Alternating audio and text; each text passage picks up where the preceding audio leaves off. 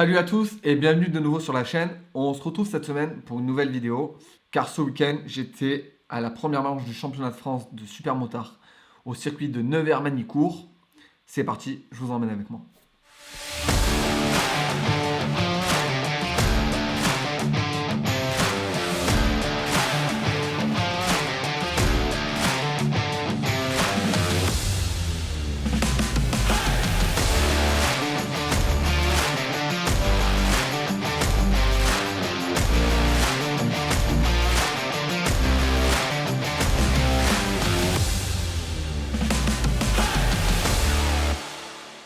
Comme il s'agit de la première vidéo au championnat de France super motard, je vais d'abord vous expliquer pour ceux qui ne connaissent pas comment ça fonctionne au niveau des différentes catégories. La première catégorie, c'est la catégorie S1. Il faut avoir un super motard entre 300 et 750 cm3, mais aussi faire partir d'une liste de notoriété, c'est-à-dire avoir déjà fait certains résultats, etc. pour participer à ce championnat. La deuxième catégorie, c'est la catégorie S2. Donc il faut avoir un 250 2 temps ou 4 temps et être âgé d'au moins 15 ans. Tout le monde peut y participer, il n'y a pas besoin d'une liste de notoriété, etc. Donc si vous avez un 252 temps ou 4 temps, vous pouvez y participer. La troisième catégorie, c'est la catégorie S3. Et là, il faut être avec un 125 cm3 et être âgé d'au moins 13 ans. La quatrième catégorie, c'est la catégorie S4. Donc il faut être en 65 cm3 de temps, 85 cm3 de temps ou 154 temps. Ensuite, il y a la catégorie Challenger, où à l'intérieur, il va y avoir des sous-divisions. Il va y avoir la division Challenger France, Challenger A et Challenger B. Et enfin, la dernière catégorie, c'est la catégorie vétéran et catégorie féminine, où ils roulent ensemble sous la même manche. Et c'est cette catégorie-là qui va nous intéresser. Je vous explique pourquoi. Quand j'ai fait mon inscription au championnat de France, je me suis inscrit en Challenger. Et malheureusement, en fait, si les places sont complètes en Challenger, ils peuvent vous basculer automatiquement en catégorie vétéran. Vous allez dire, j'ai 35 ans, la catégorie vétéran commence à partir de 40 ans. Mais c'est pas parce que c'est les vétérans que ça roule moins fort. À l'intérieur, on retrouve d'anciens champions de motocross, des gens qui ont fait de la vitesse, du bol d'or. Donc en vrai, ça roule presque plus fort que d'autres catégories. J'apprends donc une semaine avant que du coup, je vais être en catégorie vétéran. Ils me proposent d'être en vétéran. Moi, je me dis, c'est une première expérience. Tant pis si je ne suis pas en challenger, je vais faire en vétéran. Dans tous les cas, comme vous le savez, quelques jours avant le championnat de France, j'ai un problème avec mon 450. Donc, je vais aller en vétéran avec mon 250 que je remonte en super motard pour l'occasion. Le but, ça va être d'y aller, d'engranger de l'expérience, de voir comment ça se passe sur place, de le vivre de l'intérieur, de vivre des départs pour voir si on est stressé, etc. Avoir des ressentis sur l'effet de course. Et donc, du coup, ça va être intéressant pour une première fois. Même si je ne suis pas dans la bonne catégorie, on va aller prendre l'expérience. On part donc pour 5 heures de route, direction Nevers-Manicourt, où on passe à travers la pluie, pas la pluie. Et on arrive sur place, il est assez tard. Il fait nuit et il commence à pleuvoir. Donc le soir, je n'ai pas d'image puisqu'il a fallu tout qu'on installe rapidement. Il y avait énormément de vent. Bref, c'était un peu le carnage. Et puis, on était vite allé se coucher pour être en forme pour le lendemain, pour le vendredi. Ou alors, du coup, on allait effectuer une journée de roulage libre. On se réveille le vendredi matin. Il a plu toute la nuit. La nuit a été un peu compliquée. Il y a eu énormément de vent. Les barnums se sont soulevés, même si on les avait fixés, etc. Bon, bref. Voilà, donc du coup, je décide de ne pas rouler le matin. Dans tous les cas, il y a grand ciel bleu. Je suis encore en roue pluie, donc il faut que je les passe avec mes pneus slick. Donc je rechange mes roues. Donc je me dis, je vais faire le changement. Et puis je vais aller rouler à la première session de l'après-midi qui est à 14h. Donc je prends mon engagement. Et on arrive à 14h pour faire la première session. Et en fait, il n'y a pas de session séparée en mode tel groupe roule à 14h, tel groupe roule à 14h15, etc. Non, tout le monde se met à la queue. Et puis, en fait, ils font rentrer un certain nombre de pilotes, ils ferment la grille, les autres attendent, et puis ainsi de suite. Et donc, du coup, je vais faire mon premier tour de piste. Les sensations sont bonnes, puisque la 250 et la 450 sont les mêmes motos. Le comportement moteur est un peu différent. Clairement, on voit que le 250, il ne tire pas autant que le 450 en régime. Et donc, du coup, il faut que j'apprenne à apprivoiser la bête. Donc, pendant 15 minutes, j'essaie de trouver les bons régimes, d'apprendre le circuit, de me créer quelques automatismes et de monter en rythme, du coup, pendant la session.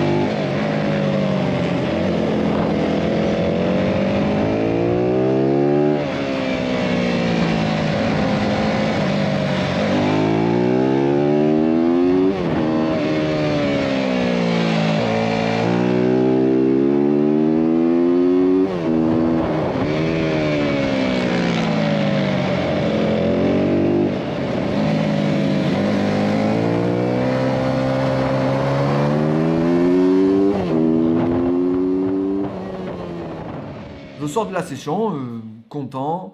Je me dis que par contre, je tire un peu trop long pour le circuit. Donc du coup, à ce moment-là, je change ma couronne. J'étais sur une couronne, j'étais en 14,46. Je décide de passer la moto en 14,48. Donc je passe la moto en 14,48 et je retourne vite me remettre dans la queue puisque du coup tu peux rouler à l'infini. Et donc du coup il y a énormément de monde, donc j'attends environ 30 minutes, donc sans couverture chauffante, sans rien. Et vient mon tour de reprendre la piste. Et là malheureusement au troisième virage, alors que je suis en train de chauffer les pneus, donc je ne vais pas du tout vite, je perds l'avant dans un petit gauche, ici. Et en fait, en tombant, je viens casser le levier d'embrayage, le patin de cale-pied et je viens taper ma main où en fait je me tords la main. C'est-à-dire que ma main reste coincée dans le guidon et je fais comme ça et en fait ça me tord le pouce. Donc là, aujourd'hui j'ai une attelle. Sur le moment, ma main ça va puisqu'avec l'adrénaline, la chute, etc. je sens pas grand-chose. Je me dis bon, j'ai juste tapé donc c'est juste le coup.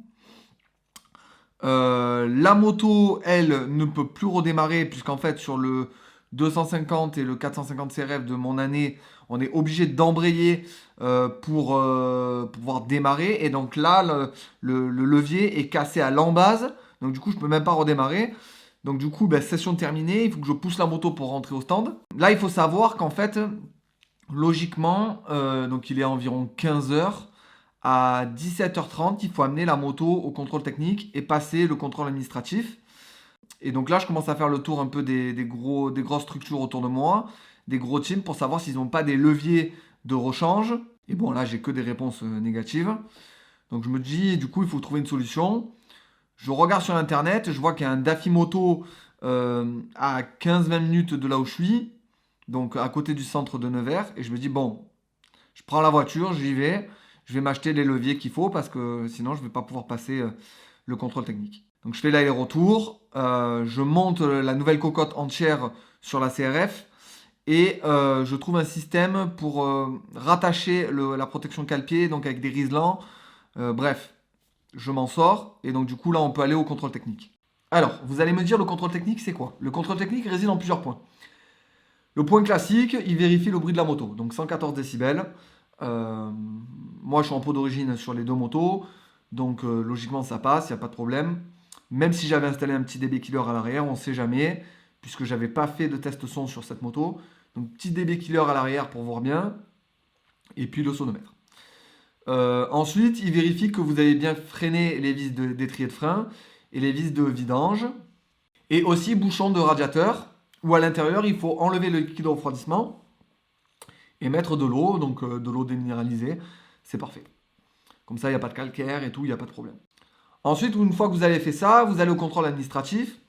Et au contrôle administratif, ils vont vérifier la licence, vos équipements, donc casque homologué, dorsale homologué, gants homologués, combi homologué. Vous apportez le nombre de casques que vous avez. Moi, par exemple, j'avais prévu 2 casques. Un casque intégral au cas où s'il se met à pleuvoir, complet, et du coup je sais que je suis complètement à l'abri avec le double fond pour empêcher la buée, etc. Et le casque de cross avec la visière de cross standard. Donc moi j'ai apporté mes 2 casques, ils m'ont mis les étiquettes sur les 2 casques. Une fois que ça c'est fait, vous avez passé tous les contrôles, et du coup le lendemain pour les premiers essais, les roulages, vous êtes tout ok, et vous allez pouvoir rouler. Le samedi matin, je me réveille, il a plu encore toute la nuit. Dans la nuit, je me suis pris des cachets pour la main, je me suis mis du Voltaren, mais bon, elle a vachement enflé. Je me dis quand même que je ne suis pas venu là pour rien, donc je me dis que je vais quand même faire les essais qualifs et les courses. Les premières sessions commencent à 8h avec le groupe des challengers et moi je roule pour la première fois à 9h. Clairement, comme il a plu toute la nuit, la partie terre, c'est horrible. C'est vraiment dégueulasse. De la boue partout, pas de grip à l'avant, pas de grip à l'arrière, mais bon, comme vous les voyez sur les images, je vois pas comment on peut faire pour avoir du grip, à part si j'étais en pneu cross. Franchement compliqué. Rien pour te mettre en confiance du coup, en plus avec la chute la veille. Bref.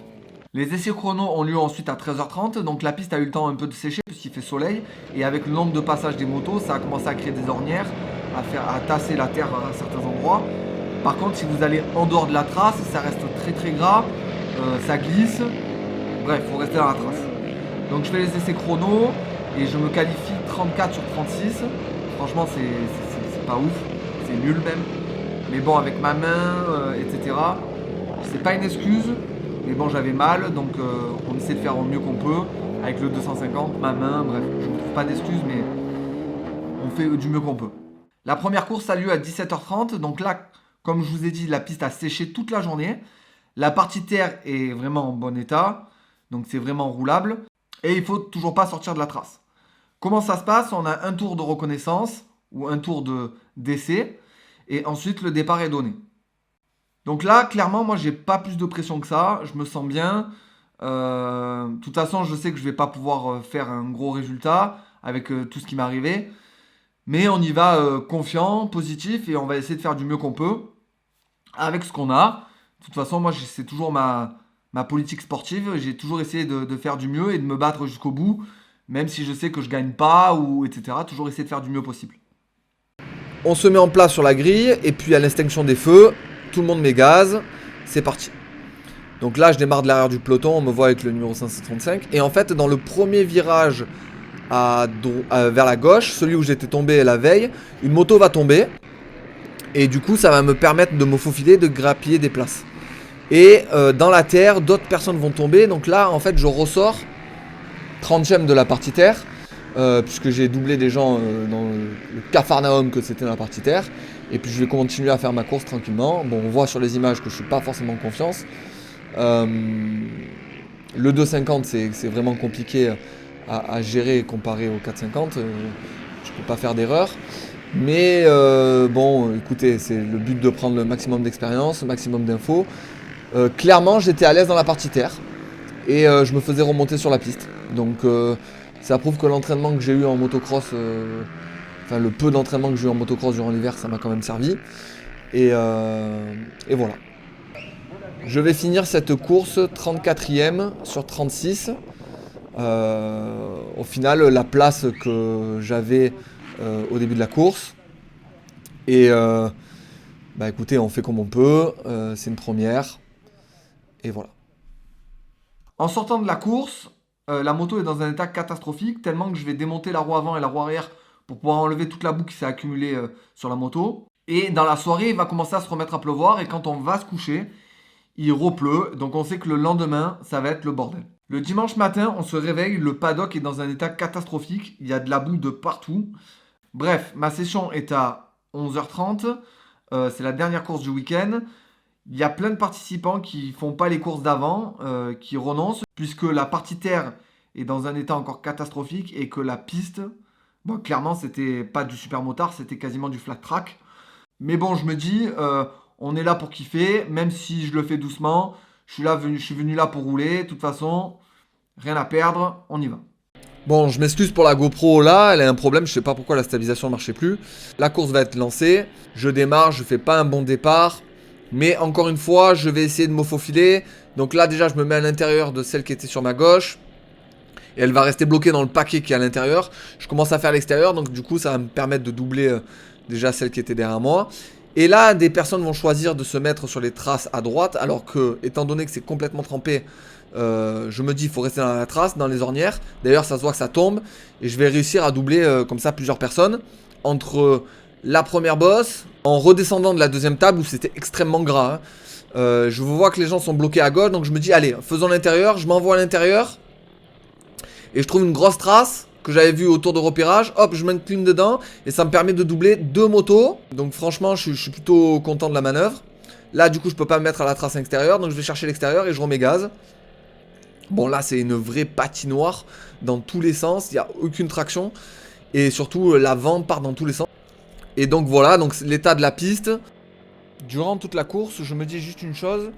Essaye de rouler à un rythme constant. Et surtout, essaye de ne pas tomber dans la terre, parce que c'est là où tu vas perdre énormément de temps. Tu vas sûrement perdre des places. Et d'ailleurs, c'est ce qui va se passer. Plein de personnes vont tomber dans la terre. Et donc du coup, ça va me permettre de grappiller des places. Et même si je roule moins vite sur le bitume, si vous tombez et que vous perdez 30 secondes dans la terre, c'est énorme à rattraper sur le bitume.